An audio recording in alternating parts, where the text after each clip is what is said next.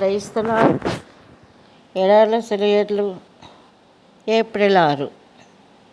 ఆయన నాకేం సెలవిచ్చునో చూచుటకై నేను నా కావలి స్థలము మీదను గోపురము మీదను కనిపెట్టుకుని ఉందును.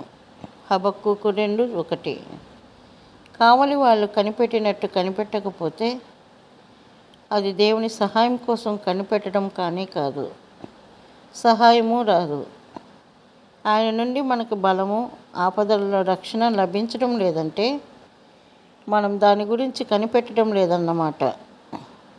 మనం మన గోపురం మీద నిలిచి కావలివాడిలాగా దూరాన వస్తున్న దేవుని రక్షణను, ఉపకారాన్ని చూడలేకపోతే, అవి దూరంగా ఉండగానే మన హృదయపు ద్వారాలను బార్లా తీసి కనిపెట్టకపోతే అవి మరో దారిన తిరిగి వెళ్ళిపోతాయి.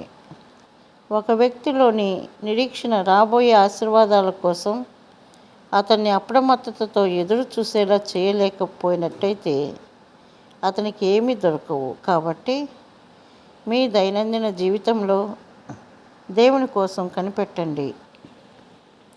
ఓ సామెత ఉంది, నిజంగా దైవాశీస్సుల కోసం కనిపెట్టే వాళ్ళకి కనిపెట్టడానికి దైవాశీస్సులు ఏమీ అక్కర్లేదు.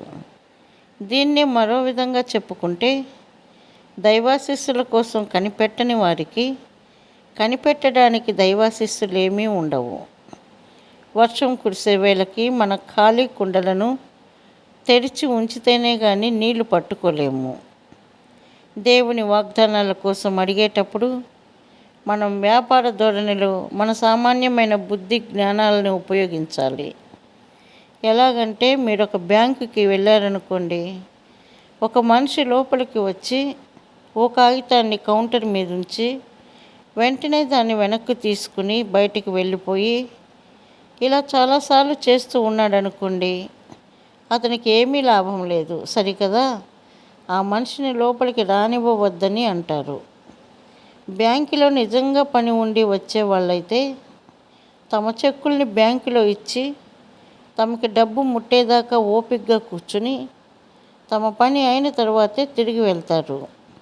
అంతేకాని ఆ చెక్కుని అక్కడుంచి దాని మీద ఉన్న సంతకం ఎంత అందంగా ఉంది అంటూ మురిసిపోయి, ఆ కాగితం ఎంత బ్రహ్మాండంగా ఉంది అంటూ మెచ్చుకుని వెళ్ళిపోరు. దానికి ప్రతిగా వాళ్ళకి డబ్బు కావాలి. తమ చేతికి డబ్బు వచ్చేదాకా వాళ్ళు సంతృప్తి చెందరు.